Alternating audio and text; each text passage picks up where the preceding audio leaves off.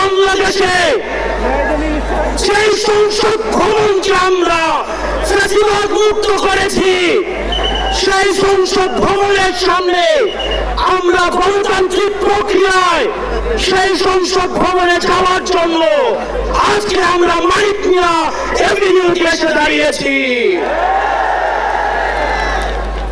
প্রিয় দেশবাসী, আপনারা জানেন দীর্ঘ 1.5 দশকের বেশি সময় ধরে আমাদের দেশে ছিল বিচারহীনতার সংস্কৃতি। লগি বৈঠা থেকে শুরু করে 2009 সালে আমাদের দেশের যারা ডিফেন্স অফ ফার্স্ট লাইন পিডিআরদেরকে আপনারা দেখেছেন কিভাবে ভারতীয় আগ্রাসনের মধ্য দিয়ে হত্যা করা হয়েছে। প্রিয় দেশবাসী, আপনারা দেখেছেন এই স্পষ্ট বিডিআর হত্যাকাণ্ডকে বিডিআর বিদ্রোহ হিসাবে চালানো হয়েছে। আপনারা দেখেছেন শাপলা চত্বরে আমাদের দাড়ি টুপিওয়ালা ভাইদের উপরে রাতের অন্ধকারে কিভাবে জেনোসাইড চালানো হয়েছে। আমাদের দাড়ি টুপিওয়ালা ভাইদের সামনে থেকে কিভাবে মাইক কেড়ে নিয়ে যাওয়া হয়েছে। প্রিয় দেশবাসী, আপনারা দেখেছেন বাংলাদেশে কিভাবে রাতের ভোট, কিভাবে দিনের ভোট রাতে চালু করার সংস্কৃতি চালু হয়েছে, দামি ইলেকশন চালু করা হয়েছে।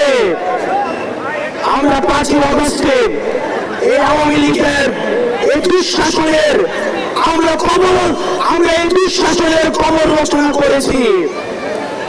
আমরা বলতে চাই এই গণভবনে কে যাবে সেটি নির্ধারিত হবে বাংলাদেশ থেকে, ভারত থেকে সেটি নির্ধারিত হবে না।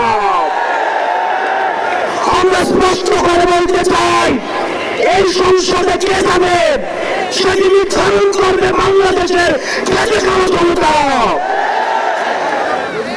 এই সংসদের মস্তকে কে বসবে সেটি নির্ধারণ করবে এই ভূখণ্ডের মধ্যে যারা রয়েছে সেই ভূখণ্ডের মানুষ।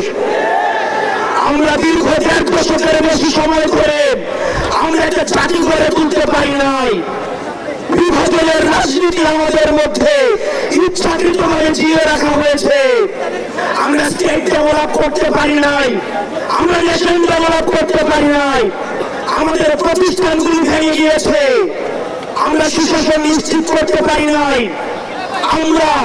আমরা ফাংশনাল ব্যুরোক্রেসি নিশ্চিত করতে পারি নাই, আমরা স্বাধীন পুলিশ নিশ্চিত করতে পারি নাই, স্বাধীন বিচার বিভাগ নিশ্চিত করতে পারি নাই। আমরা স্বাধীনতার এত বছর পরেও আমাদের তরুণ প্রজন্ম, আমাদের একটা ইনস্টিটিউশন আমরা প্রপারলি ফাংশন করতে দেখি নাই।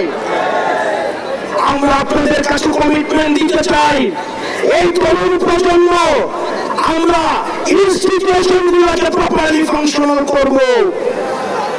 আমরা আপনাদেরকে কমিটমেন্ট দিতে চাই এই বিভাজনের রাজনীতির ঊর্ধ্বে উঠে আমরা একতার রাজনীতি বাংলাদেশে চালু করব। আমরা স্টেট ডেভেলপ করব। আমরা এই ভূখণ্ডের অধিকার আমরা আদায় করতে পারি নাই। আমাদেরকে মাথায় রাখতে হবে বিদেশের সাথে আমাদের বন্ধুত্বপূর্ণ সম্পর্ক থাকবে, কিন্তু কোন প্রেসক্রিপশনের সম্পর্ক থাকবে না। আমরা স্পষ্ট ভাষায় বলতে চাই আমাদের যখন একটা ছেলে রাস্তায় রক্ত দেওয়া শিখে গিয়েছে, আমাদেরকে কেউ রক্ত দেওয়া থেকে থামায় রাখতে পারবে না। সুতরাং আমরা স্পষ্ট ভাষায় বলতে চাই আমাদের প্রবীণ রাজনীতিবিদ যারা রয়েছে তাদের অভিজ্ঞতা এবং তরুণদের ত্যাগদীপ্ত এবং অকুত ভয় যে নেচার রয়েছে সেটার মিথস্ক্রিয়ায় আমরা পরবর্তী বাংলাদেশ বিনির্মাণ করব। আমরা যতদিন না পর্যন্ত আমরা নিশ্চিত করতে চাই এই দেশ থেকে পরিবারতন্ত্র এই দেশ থেকে কবরস্থ হয়েছে। এদেশে কামারের ছেলে প্রধানমন্ত্রী হবে, কুমারের ছেলে প্রধানমন্ত্রী হবে। এদেশে যোগ্যতার ভিত্তিতে এদেশের নেতৃত্ব উঠে আসবে। স্পষ্ট করতে চাই, আমরা একটা সুন্দর বাংলাদেশ গড়তে চাই, যে বাংলাদেশে আমাদের মধ্যে কোনো ধরনের ভেদাভেদ থাকবে না, আমাদের রাজনৈতিক পরমত সহিষ্ণুতা থাকবে, মত প্রকাশের স্বাধীনতা থাকবে, আমাদের দ্বিমত প্রকাশের স্বাধীনতা থাকবে। আমরা একটা সমৃদ্ধ বাংলাদেশ গঠন করার জন্য আমরা আপনাদের কাছে কমিটমেন্ট দিচ্ছি, আমরা প্রতিজ্ঞা করছি। এই প্রতিজ্ঞার সাথে কারা কারা একমত রয়েছেন?